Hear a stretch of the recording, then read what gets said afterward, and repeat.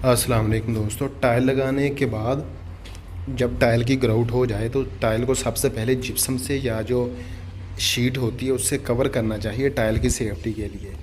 तो जैसे जैसे टाइल कंप्लीट होती जाए टाइल को जिप्सम से कवर करते जाएं, क्योंकि आपका काम चलता रहता है फ्लोर पे। ये देखिए जिस तरह ये ऊपर जिप्सम का काम चल रहा है, जिप्सम बोर्ड का, तो ऊपर आपके स्कैफोल्डिंग भी लगेगी, लेबर भी चलेगी और उसके बाद पेंट का जो काम होगा।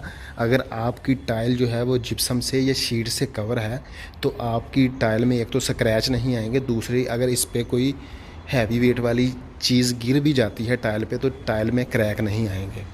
तो इसलिए ज़रूरी है कि जब भी टाइल कंप्लीट होती जाए उसको ग्राउट करते जितनी जल्दी हो सके ग्राउट करके फ़ौरन टाइल को जिप्सम से कवर करते जाएं।